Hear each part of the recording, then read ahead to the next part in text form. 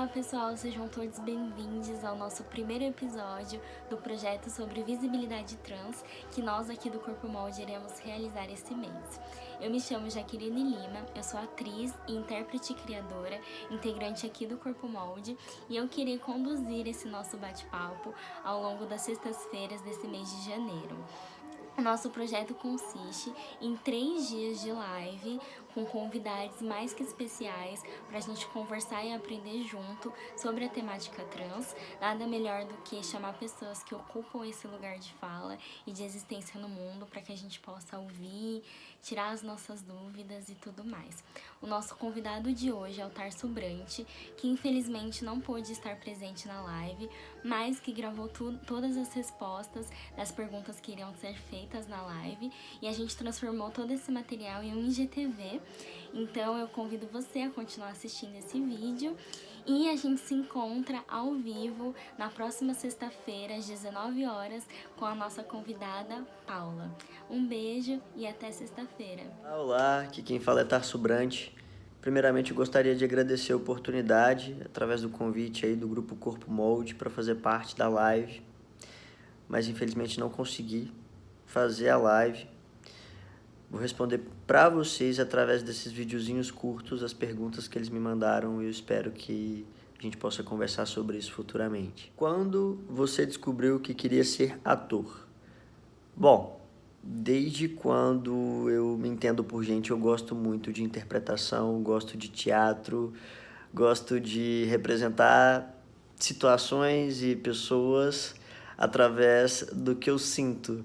Então, eu aproveitei um convite que eu tive e utilizei um momento em que eu estava na mídia, né, para explorar mais a minha carreira e começar a fazer carreira como ator. Foi quando eu fui pro Pânico, enfim, foi esse momento. Mas antes eu tinha feito teatro quando era criança e tinha ficado mais ou menos só nisso, eu não tinha explorado tanto assim.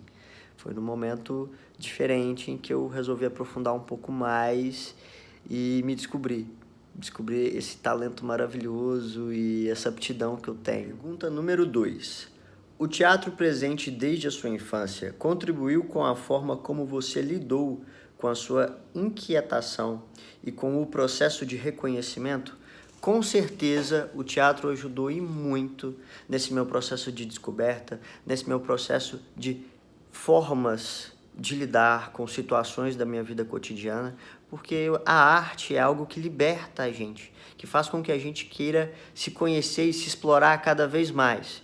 Eu indico para todas as pessoas que puderem, façam teatro, se descubram, explorem seus talentos artísticos, vocês não vão se arrepender. Pergunta número 3. Como foi lidar tão cedo com a exposição na mídia? Gente, foi um pouco confuso no início, era muito assédio, muita coisa nova principalmente, mas eu não me senti amedrontado não. Eu sou aquela pessoa que eu vejo uma situação, aí eu procuro quais são as formas que eu consigo lidar e quais são as melhores formas, as melhores possibilidades de lidar com aquela situação dentro do que eu tenho em mãos, dentro das minhas possibilidades, né?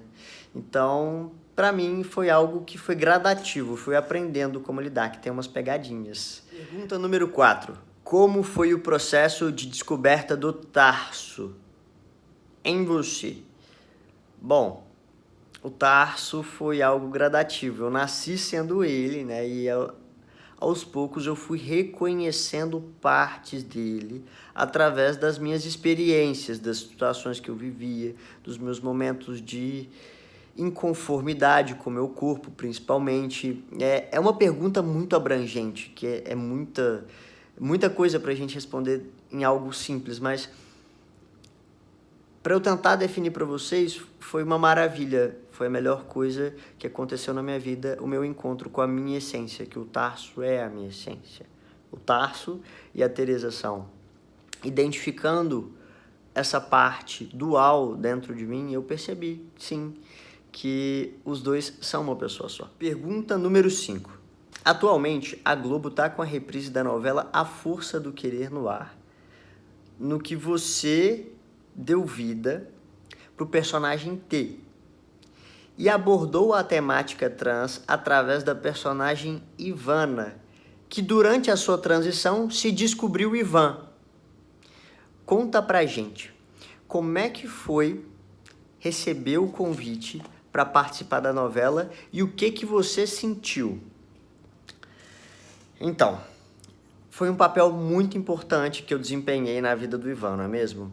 Eu contribuí para que ele desse aquela virada de chave. Caramba, é isso, eu não tô sozinho, eu não sou uma pessoa diferente das outras, muito pelo contrário, que antes da gente ter essa virada de chave, todo mundo que é trans e todo mundo que algum dia se viu com dúvidas sobre você mesmo, independente de ser trans ou não, se sente muito oprimido e julgado pela sociedade, tendo que cumprir certas normas sociais para continuar convivendo bem em sociedade, não é mesmo? Então, eu senti algo inexplicável. É um sentimento de gratidão e, ao mesmo tempo, de honra em poder contribuir para que a vida de mais pessoas fosse simplificada ao simplesmente ver o personagem Ivan conseguindo discernir o que ele sentia através da ajuda de um personagem, e ao mesmo tempo que eu estava ali sendo o T, eu estava revivendo os sentimentos, e acredito que foi uma das melhores coisas que já aconteceu na minha vida, poder reviver sentimentos tão bons assim, que no momento que eu vivi, eu não identifiquei como bons, mas depois que eu olhei, eu falei, caramba, foi um dos melhores sentimentos da minha vida, a minha descoberta, a minha iniciação no meu autoconhecimento, que o processo de transição, além de você conseguir transitar para o gênero que você se identifica, é um processo de identificação, é um processo único que você só vai viver uma vez na vida, gradativamente, né? Você vai vivê-lo, mas quando você sente aquela coisa do é isso, é só uma vez. E esse momento, ele vai ficar marcado para o resto da sua vida. Então, é algo que me marcou muito, marcou o início da minha carreira, foi a porta de entrada da minha vida artística como ator. E eu acredito que tenha marcado a vida de muitas pessoas além da minha. Pergunta número 6. Ao longo da narrativa da Ivana, muitos sinais da inquietação como o corpo estão atrelados à sexualidade dela. Ela descobre muita coisa a partir do desconforto no relacionamento.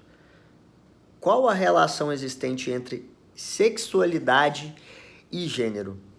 Bom, vou iniciar respondendo essa pergunta dizendo que gênero e orientação sexual são duas coisas completamente distintas e o objeto de identificação, no caso, a forma como a pessoa identifica os seus próprios incômodos, as suas próprias inquietações, seja com o gênero ou com a orientação sexual, são muito particulares. No caso da Ivana, ela utilizou da orientação sexual para identificar alguns desconfortos que ela estava tendo com ela. Mas esse foi o caso da Ivana. Isso não é uma forma para todo mundo. Tem gente que se dá muito bem com a sua orientação sexual, mas não se dá muito bem com o seu gênero.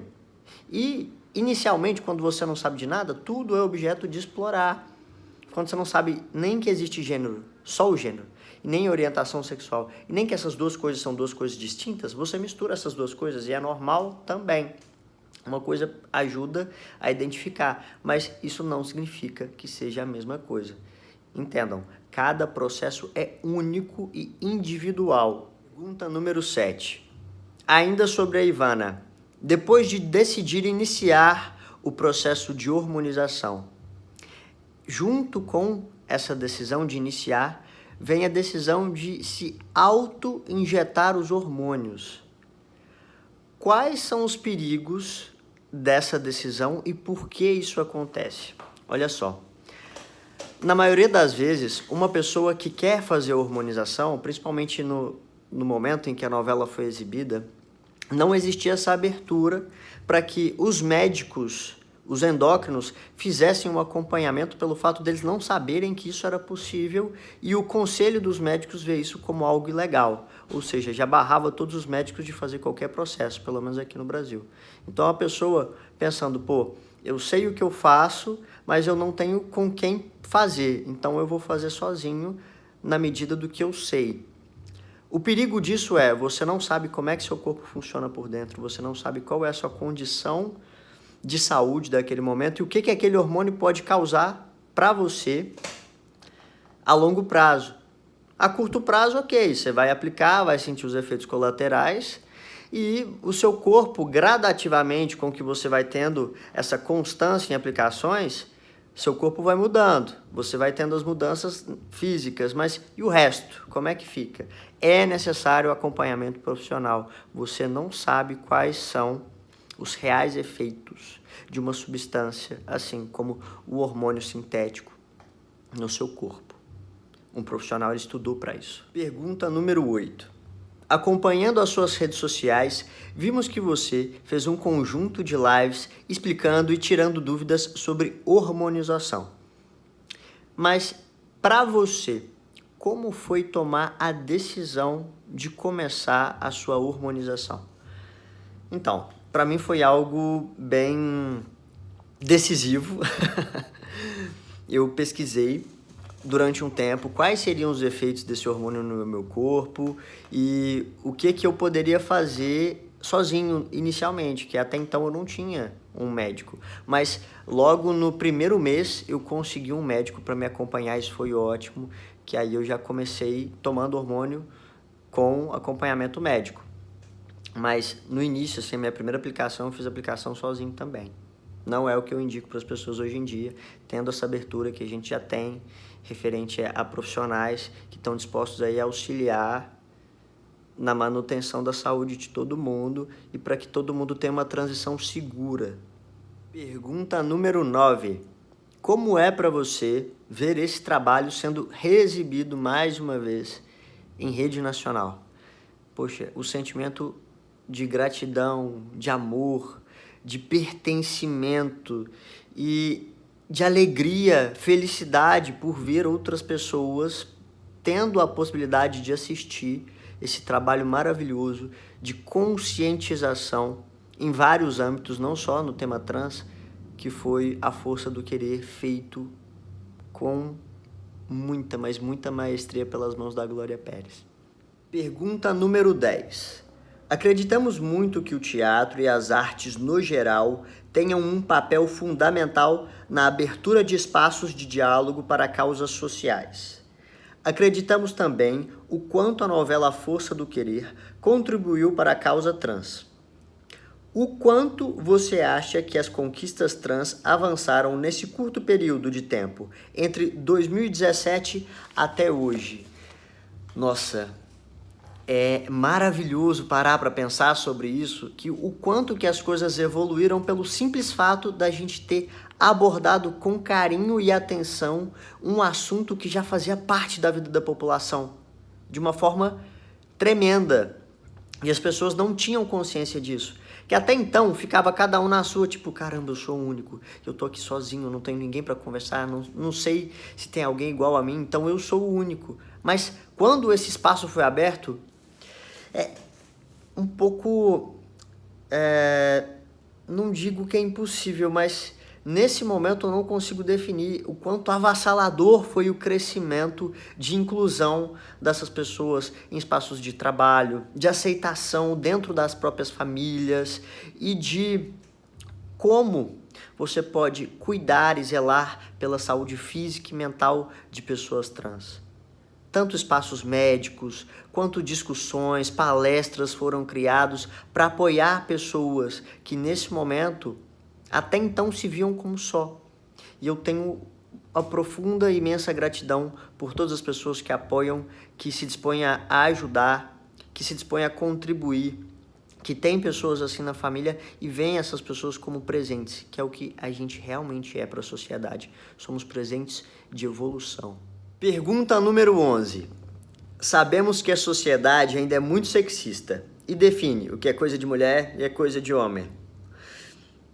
Mas acreditamos que esses rótulos e caixinhas se estendam também aos padrões de estética e ao racismo, etc. Como é para você lidar com essas tentativas da sociedade, mídia e pessoas no geral de te rotular? O próprio nome já diz, é uma tentativa. A única diferença de antigamente, para hoje em dia, é uma coisa que se chama liberdade de expressão, opinião própria e singularidade, avanço da evolução das pessoas, do entendimento. Então, hoje em dia, eu, sendo um serzinho existente, eu já nasci com essa consciência dentro de mim e eu assumo o meu papel de agente transformador dessa sociedade. Aí eu pergunto para você no final dessa pergunta, e você? Qual é o papel que você assume na sua vida? Pergunta número 12. Você sente falta de ocupar espaços além da questão trans?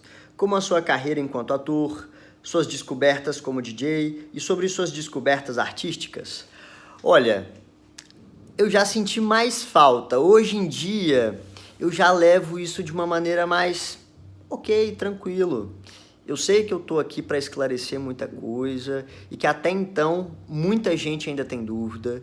E eu também comecei aos poucos com a minha carreira e isso que é o gostoso, da gente compartilhando de acordo com a necessidade, com que as coisas vão vindo de uma maneira bem tranquila.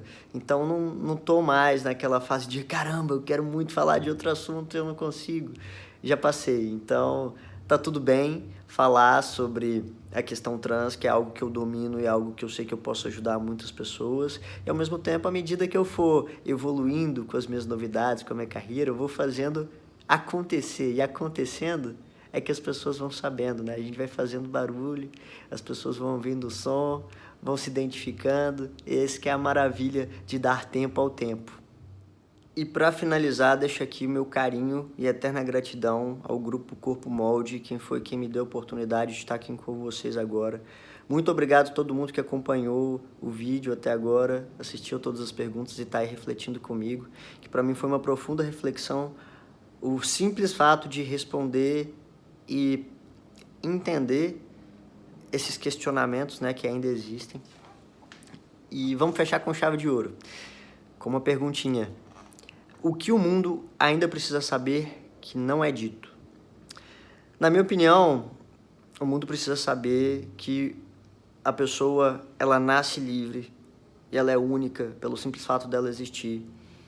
Que a partir de agora, nesse momento que a gente vive, isso é um sentimento meu, não sei o que vocês sentem, mas que certas condutas morais, certos comportamentos antes aceitos com muita resistência, né? Hoje em dia não vão ser mais aceitos pelo universo, ou Deus, ou o que quer que você acredite, que é o que nos rege, que é o que nos dá a oportunidade de estar aqui, seres comunicantes compartilhando o nosso conhecimento para um único objetivo, que é a evolução. Um beijo para vocês e até a próxima. Fiquem com Deus.